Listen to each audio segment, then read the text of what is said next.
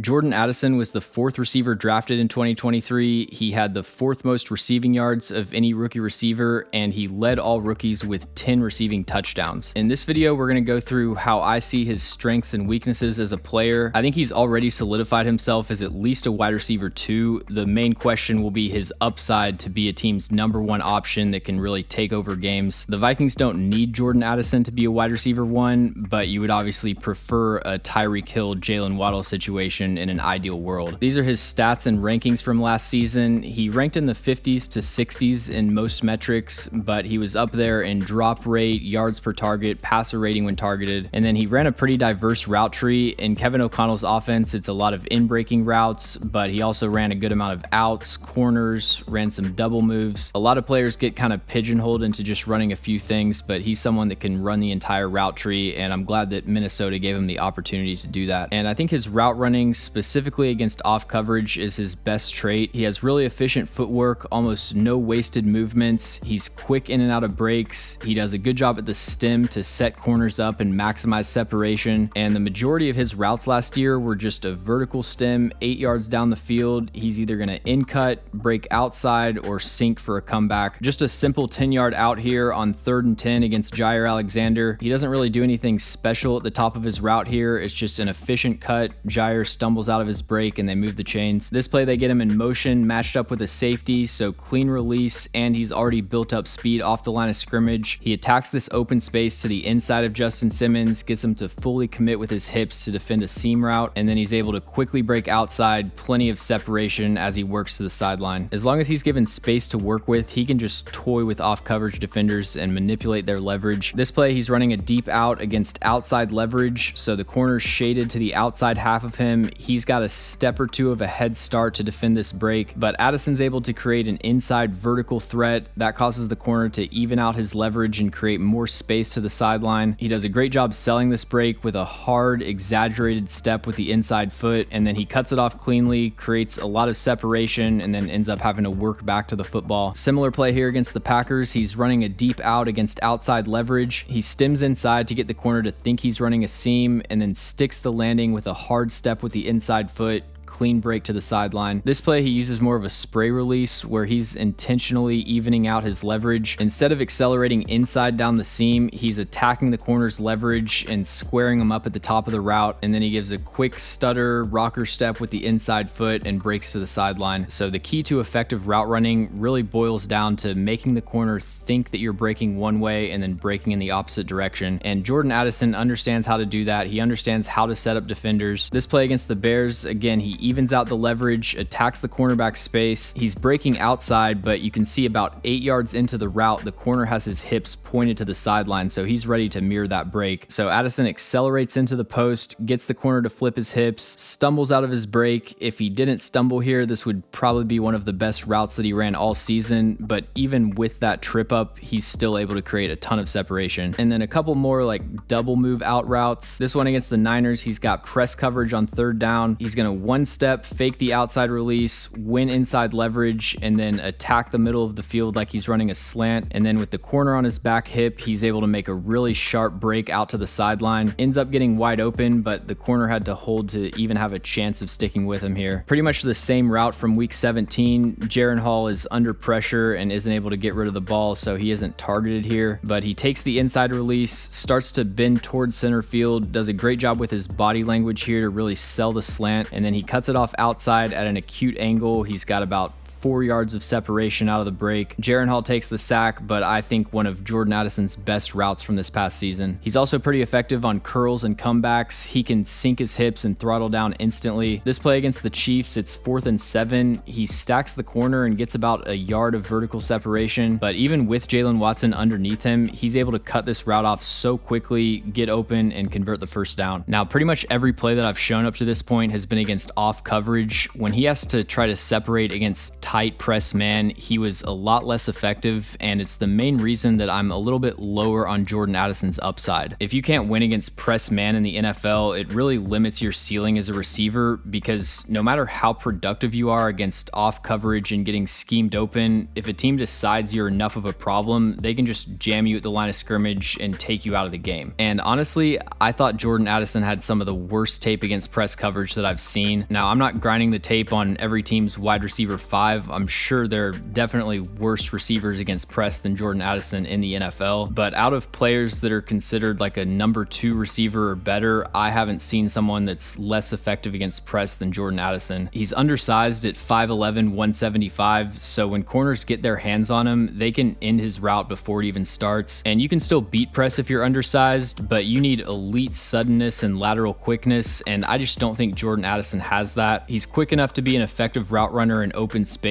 but for his size, he's just an average athlete. He at least seems to have a release package that he's working on. He's not just trying to power through press coverage, but he isn't very abrupt at the line of scrimmage. He doesn't cover much lateral space with each step. It ends up just being a lot of dancing around in place while the clock is ticking, and his hand usage and play strength to fight through contact is also a real limitation. This play, he's trying to attack outside, release inside on the quick slant. Really good rep by Charvarius Ward here to keep this inside foot activated, ready to slide with the release, and he just sticks him with the inside hand. Jordan Addison isn't able to power through it, only gets about 2 or 3 yards off the line of scrimmage, and then Ward beats him at the catch point and gets the interception. This play against Kansas City, the Chiefs are in a cover 2 2-man hybrid. The way that it plays out, on the left side of the field, they've just got 2-man, and then on the right, they've got cover 2. Kirk Cousins starts out reading the left side of the field, but they've got a bracket on Justin Jefferson, so he moves to the backside, and he should have a hole shot to Jordan Addison open the second he shifts his eyes to the right side of the field, but it took Addison so long to get off the line of scrimmage. Kirk Cousins can't just turn and immediately get rid of the ball. He has to hold on to it for an extra second. It ends up being inaccurate anyways, but that extra 1.5 to 2 seconds gives the safety enough time to get back into the picture. He had a really rough time against the Eagles corners. Josh Joby was roughing him up at the line of scrimmage. It really stands out on that tape, the lack of play strength and the lack of elite quickness to make up for that. Week 1 against Tampa Bay was another rough matchup. Jamel Dean pretty much dominated him at the line of scrimmage. He had issues against Michael Davis for the Chargers in week 3. Early in the season especially, even though he had some touchdown production, I thought his tape against press coverage was really concerning. The Chiefs game in week 5, he actually showed signs of life and had some really nice reps, which we'll get into. But then as the season went on, it felt like Minnesota made a conscious effort to get him clean releases off the line of scrimmage. I also thought the Vikings just faced press coverage less often over the second half of the year. So down the stretch, it was just a lot less pronounced of an issue on his tape. So ways that you can avoid press: number 1 is lining up in the slot. For the most part, you're not going to face as much press coverage there. Jordan Addison ran 29% of his routes from the slot last season. When we split that up, he was at 25% over the first half of the year, 33% over the second half. So not a major change, but probably had some effect. Another thing they started to do late in the season is have him line up in the backfield so he can get a clean release and build up speed by the time he reaches the line of scrimmage. This play from week 8, he's lined up at running back. He's got Jair Alexander on him in man coverage. By the time he reaches Jair Alexander's depth, he's already built up speed. Alexander's flat-footed. He's waiting on an in-break or an out-break. Addison gives a little hesitation when he crosses the line of scrimmage and then wins over the top and gets the touchdown. This play from week 18, they've got him right behind Christian Darrisaw. Addison accelerates vertically. Cam Sutton opens up into his side turn. I really like this outside step to attack his leverage and freeze him so that he can't keep up vertically, and Addison gets 5 yards of separation downfield and gets the touchdown. But there were a few wins against press coverage. I want to break those down. This first one against the Packers, he's lined up in the slot.